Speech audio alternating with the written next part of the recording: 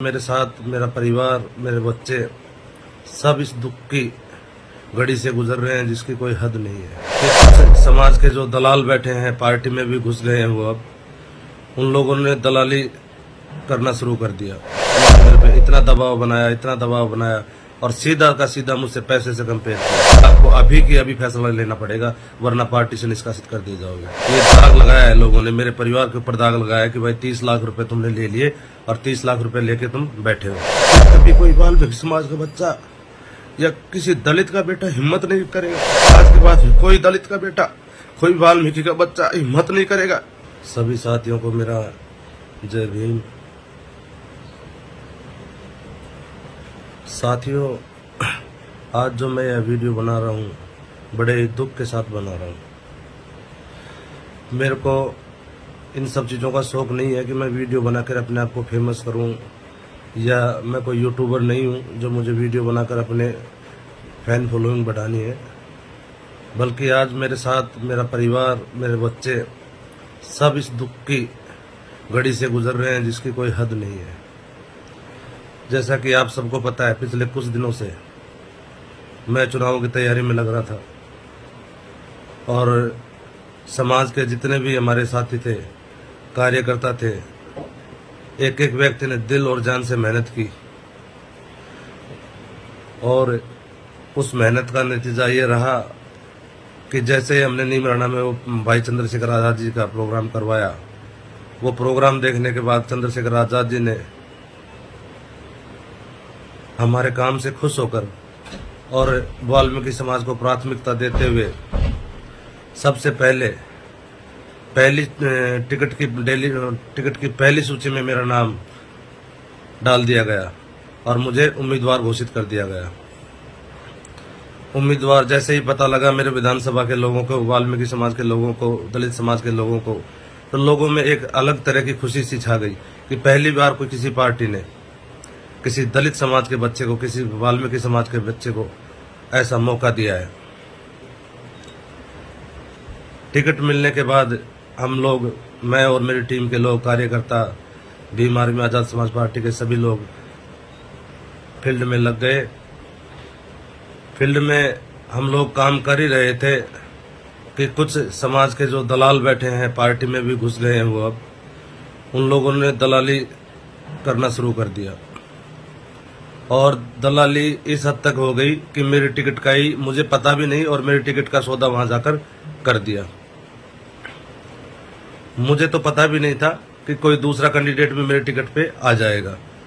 मैं यहाँ पे अपने फील्ड में काम कर रहा हूँ और मुझे सोशल मीडिया पर, व्हाट्सएप ग्रुप में देखने को मिला कि भाई ऐसे ऐसे तुम्हारी टिकट किसी और को मिल रही है।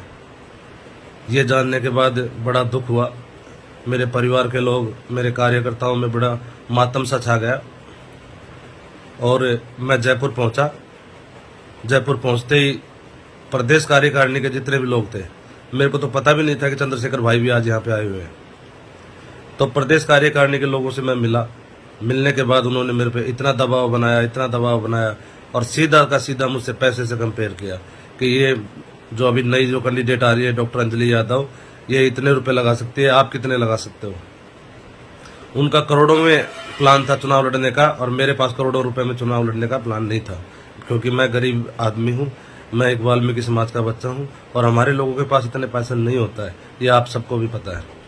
मैंने तो बस अपनी हिम्मत दिखाई कि कोई दलित समाज में भी ऐसा व्यक्ति हो सकता है क्या, हमारे समाज में ऐसा कोई व्यक्ति नहीं है क्या जो एमएलए का चुनाव लड़ सके। वो हिम्मत मैंने अपने आप में पैदा की और वो हिम्मत सिर्फ मेरे समाज के लोगों के पीछे, दलित समाज के लोगों के पीछे मैंने दिखाई।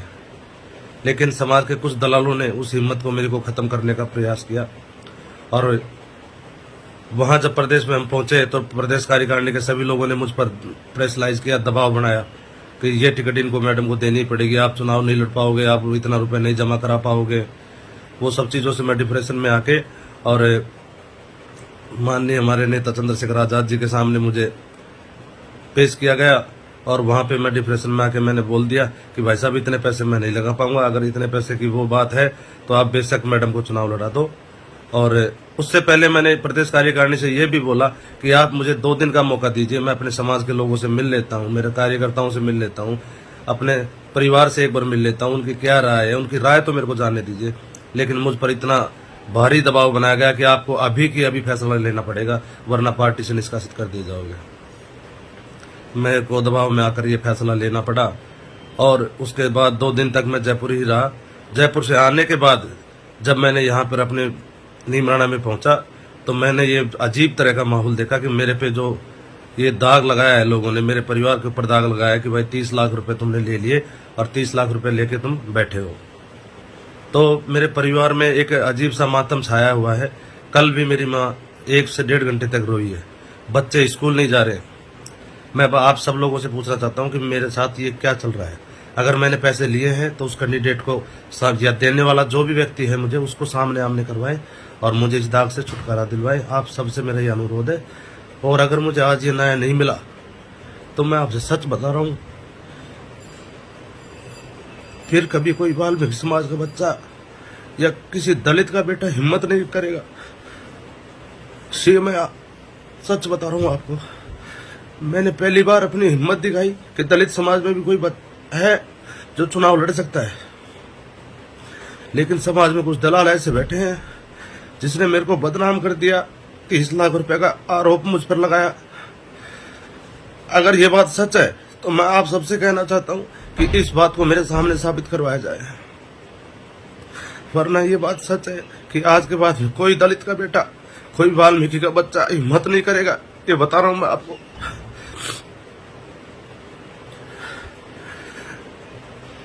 और इसमें चंद्रशेखर भाई का कोई कसूर नहीं है, कहीं तक भी कसूर नहीं है। उनको तो इस बात का पता तक भी नहीं है। उन्होंने मुझसे भी ये कहा कि अनिल मेरी फर्स्ट प्रायोरिटी तू है, तू चुनाव लड़, मैं तेरे साथ हूँ। लेकिन बीच के जो दलाल बैठे हैं, इन दलालों ने मेरे पे इतना प्रेशर बनाया कि मुझे मजबूरन वो फैसला करना पड़ा। मैंने इनसे हजारों बार कहा कि मुझको एक बार मेरे समाज में जाने दो, उनसे मिलने दो, लेकिन ये लोग नहीं माने, क्योंकि इनको दिख रहा था कि अगर ये मना कर देगा, ये चुनाव लड़ेगा तो हमारी जेब में कुछ नहीं आएगा। इसलिए मेरा आप सबसे अनुरोध है कि ये दाग मेरे पे से जो लगा है उसको हटवाने का काम करें, अन्यथा तो फिर कभी भी कोई भी वाल्मीकि समाज का या दलित समाज का बच्चा